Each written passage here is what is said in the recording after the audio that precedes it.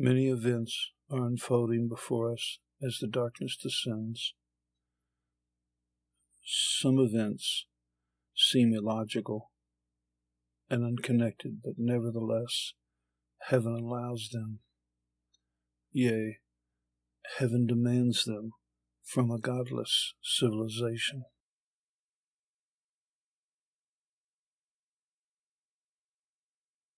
Isaiah chapter 24. Behold, the Lord maketh the earth empty, and maketh it waste, and turneth it upside down, and scattereth abroad the inhabitants thereof.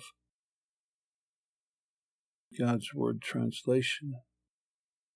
The Lord is going to turn the earth into a desolate wasteland. He will mar the face of the earth and scatter the people living on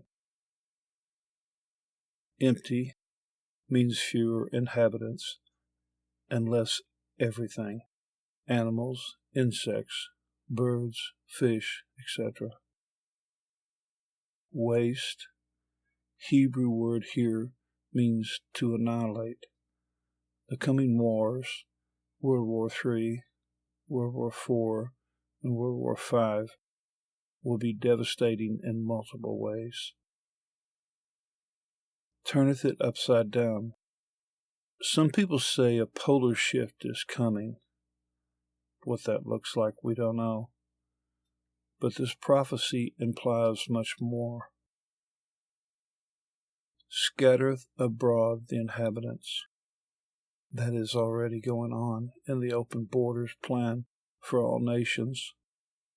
Yes, the Lord can even use the wicked politicians and the treacherous, corrupt billionaire CEOs for his purposes, and even the misguided scientists.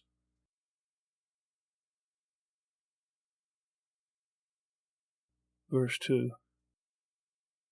And it shall be as with the people, so with the priest. Judgment falls on the religions of the earth. As with the servant, so with his master. The so-called elite do not escape this falling judgment in their million-dollar bunkers. As with the maid, so with her mistress, it falls on the single person as well as those married. As with the buyer, so with the seller. Industry and commerce are judged. As with the lender, so with the borrower. Non-banking entities such as governments or private investments, stock markets. As with the taker of usury, so with the giver of usury to him. Banking industries in all its forms, the judgment falls on. Man's judgment favors the rich and powerful, who can control the corrupt systems man created for such purposes. God's judgment is fair and evenly distributed.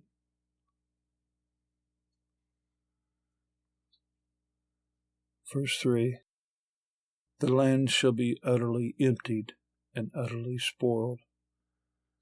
The NIV says totally plundered. For the Lord hath spoken this word. Again, the equality of the divine judgment. The items of value are stolen which bring down industry. But it doesn't stop there. The soil of the very land is robbed of its nutriments and minerals. Man and woman split innocent blood on the soil, robbing the nations of future generations. That blood neutralizes any value God put in that soil. Systems God created to exist break down at the molecular level.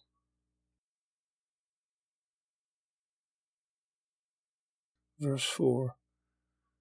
The earth mourneth and fadeth away. The world languisheth and fadeth away. The haughty people of the earth do languish. The earth is what God created. The world is what man, with Satan's guidance, created, that which we also call society. The haughty people are those who call themselves the elite, who are the morally and ethically debased people of Satan's facade societies.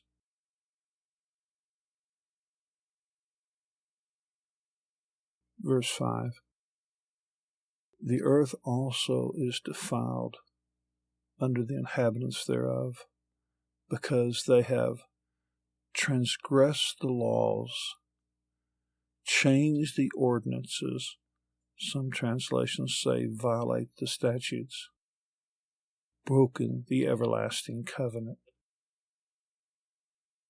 These can on the surface be taken as breaking the Ten Commandments, but it goes much further than that. Jesus boiled it down in John 13:34 into the statement, "A new command I give you, love one another." Violated the legal statutes of the local community. Translation: the secret lodges have commanded the local city councils to not enforce the laws that are on the law books, and their lodge police chiefs and sheriffs obeyed. Isaiah chapter 54, verse 10 tells us what this everlasting covenant is. For the mountains shall depart, and the hills shall be removed, but my kindness shall not depart from thee, neither shall the covenant of my peace be removed, saith the Lord, that hath mercy on thee. To verbalize this into an explanation is difficult. Something that was never to be removed, the covenant of my peace, because of the actions of the inhabitants of the earth, is removed. The Apostle John saw this event happening. He describes it when he sees the second seal opened. Then another horse came out, a fiery red one. Its rider was given power to take peace from the earth and to make people kill each other. To him was given a great sword.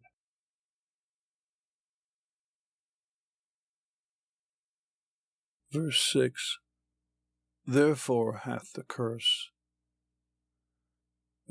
of Deuteronomy 28, verse 15 through 68, devoured the earth, and they that dwell therein are desolate. Therefore the inhabitants of the earth are burned, and few men left. Some translations say those that inhabit it are held guilty. Therein, in this last statement, in verse 6, gives you the perceived glory of the Antichrist kingdom. Antichrist promised them, if they would take the mark of the beast, great intelligence. He promised them they would never die. He promised them their sins would not find them out. He even promised them they would be able to travel the stars and spaceships to planets that have interesting space aliens living on them. But the biblical prophet Isaiah tells them the truth of their false promised glory. They that dwell therein are desolate. Therefore the inhabitants of the earth are burned, and few men left.